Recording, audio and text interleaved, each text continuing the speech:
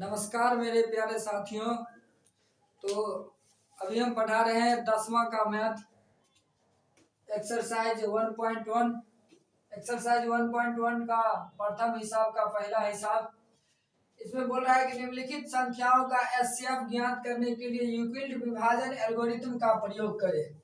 सबसे पहले हम जानते हैं कि एचसीएफ, इसमें बोल रहा है कि एचसीएफ निकालने के लिए, यानी कि जो पहले पढ़े थे इससे नीचे एलसीएम एचसीएफ, वही बोल रहा है इसमें कि एचसीएफ निकालने के लिए, एचसीएफ ज्ञात करने के लिए। तो एचसीएफ कैसे ज्ञात करना है, तो बोल रहा है कि यूक्लिड विभाजन एल्गोरिथम, इसका एक फॉर्मूला होता है, इसके द्वारा बोल रहा है ज्ञात करने के लिए। यूक्लिड विभाजन एल्गोरिथम, इसका एक और भी नाम होता है यूक्लिड विभाजन प्रमेयिका। यूक्लिड विभाजन एल्गोरिथम का फॉर्मूला क्या होता है? भाज्य बराबर भाजक गुने भागफल जोड़ शेषफल। यानी कि भाज्य को ए, इंग्लिश में इसका फॉर्मूला होगा A equal to B Q plus R. यानी कि भाज्य को ए कहा जाता है, भाजक को बी, भागफल के क्यू, आर को शेषफल को आर, यानी रिमाइंडर में शेषफल होता है। ठीक है, यानी कि भाज्य किसको कहा जाता है? तो यानी कोई संख्या, मान लीजिए 18 है, 18। अब भाजक किसको कहा जाता है? यानी कि 18 कोई संख्या 18, यानी 18 में जिस संख्या से भाग दिया जाएगा उसको कहा जाएगा भाजक। यानी मान लीजिए इसको 2 से भाग दिया जा रहा है तो 2 हो गया भाजक, 2 क्या हो गया? भाजक हो गया। 18 क्या हो? 18 हो गया भाज्य, 18 क्या हुआ? भाज्य। उसके बाद 2 से 18 में भाग देंगे तो जितना बार से लगेगा वो हो जाएगा भागफल। यानी 9 बार से लगा तो 2 9 18, 9 बार से लगा तो यानी भागफल हो गया 9। ठीक है, इसको कहा जाता है क्यू। उसके बाद शेषफल बचा 0, तो 0 शेषफल को कहा जाएगा 0। इसी प्रकार से ये फॉर्मूला बना है, भाज्य बराबर भाजक गुने भागफल जोड़ शेषफल। यानी इंग्लिश में इसको हम ऐसे बोल सकते हैं कि a equal to B Q plus R. ठीक है, यहाँ पर बोल रहा है एचसीएफ ज्ञात करने के लिए किस तरीका से? तो यूक्लिड विभाजन एल्गोरिथम के द्वारा, इसका फॉर्मूला लगा के। तो प्रथम नंबर हिसाब है 135 और 225 का एचसीएफ कह रहा है ज्ञात करने के लिए।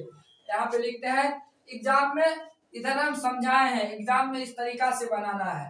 इधर लिखते हैं सॉल्यूशन, पहले लिख देना है हल, उसके बाद लिखना है इन दोनों में जो बड़ा संख्या होगा उसको पहले लिखना है। 135 और 225 में बड़ा है 225, 225 को बड़ा लिखना है। 225 और 225 135 से बड़ा है, 135 से बड़ा है तो इस बीच में ग्रेटर देन का चिन्ह लगा देना है।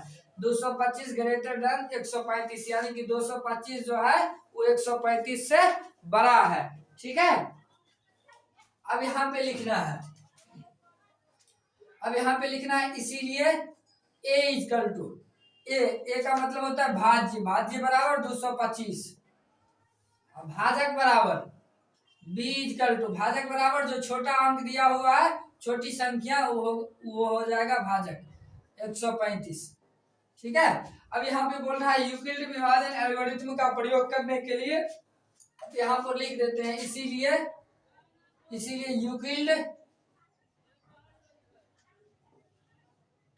यूक्लिड विभाजन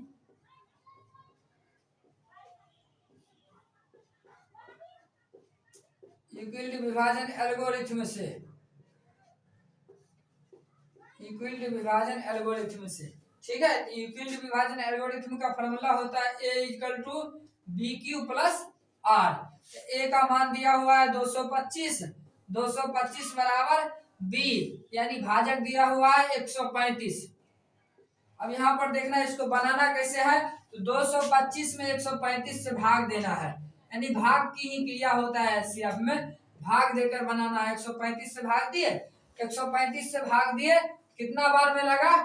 एक बार से लगेगा, 135 से का 135।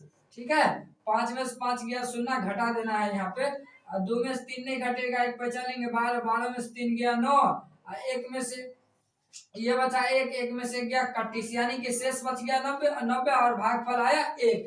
यहाँ पर लिख देना है 35 गुने भागफल जितना आएगा उसको गुना में लिखना है, 35 गुने 1 प्लस 90। ठीक है, अब इससे ये जो खत्म कहाँ पे होगा? जहाँ पे भागफल शेषफल 0 आ जाएगा वहां पे जाके खत्म हो जाएगा, वहां पे जाके एचसीएफ का आंसर निकल जाएगा। यहाँ पे अभी 0 नहीं आया, 90 आया है, तो इससे आगे और क्रिया करना है। अब पहले यहाँ पे 225 लिखे थे, उसके बाद 135 से भाग दिए इसमें, तो यानी कि भागफल 1 आया और शेषफल 90 आया। अब उससे आगे का लाइन में 135 जो यहाँ पे गुणा में रहता है ना, भाजक में भाजक में जो रहता है उसको अब यहाँ पे भाज्य बनाना है। 135 को यहाँ पर लिखना है। 135 को लिख के अब जो शेष बचा था उससे इसमें भाग देना है। यहाँ पे 90 लिखना है, ठीक है। यानी अब 135 में 90 से भाग देना है। 135 में 90 से भाग देंगे तो क्या बार से लगेगा? तो एक ही बार से लगेगा। 90 एक है 90, ठीक है। अब 5 में सुना गया 5, 13 में सुना गया 4, यानी 45 शेष बचा, भागफल आया 1। तो 90 गुने 1 प्लस शेष कितना बचा? 45। अभी भी यहाँ पे शेष 0 नहीं आया, इसलिए यह हिसाब अभी भी पूरा नहीं बना। अब देखिए यहाँ पे 225 में 135 से भाग दिए थे, शेष 0 नहीं आया, तो 135 को पहले लिखे।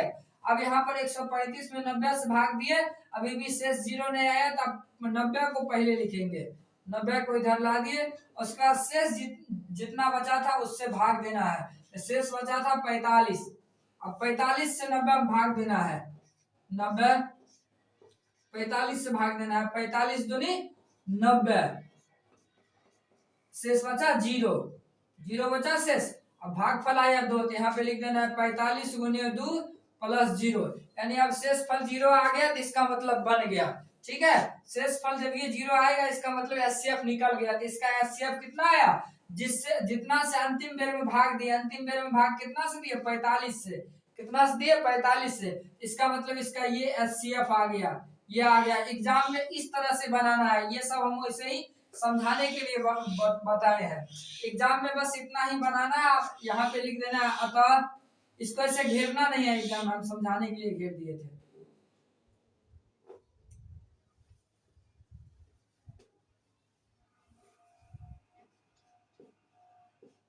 एग्जाम में इस तरह से बनाना है और अंतिम में लिख देना है अतः 225 और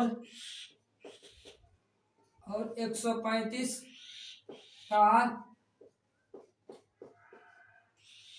एचसीएफ बराबर 45 आंसर हो गया। इसका आंसर निकल गया। बस ये प्रथम हिसाब इसका बन गया, ठीक है। अब इस आगे हम दूसरा हिसाब बता रहे हैं। प्रथम हिसाब यानी एग्जाम में इस तरीका से बनाना है, इधर ये हम समझाए हैं, ठीक है। इधर ये वाला नहीं उतारना है, यानी कॉपी में ये लिखना है, जिससे कि एग्जाम में पूछा जाएगा तो इस तरह से बनाना है, और इस तरह से बनाने के बाद एग्जाम में पूरा का पूरा नंबर मिल जाएगा। यहाँ पे इम्प्लाइज का चिन्ह लगाना है, यहाँ पे इसलिए का, ठीक है। इस तरह से इम्प्लाइज का चिन्ह हिसाब में हमेशा एक समान लिखना चाहिए, एक समान, ऐसा नहीं कि एक आगे एक पीछे लिख देना है, डेरिया करके नहीं लिखना है। इम्प्लाइज और इसलिए का चिन्ह एक समान होना चाहिए एक लाइन में, ठीक है।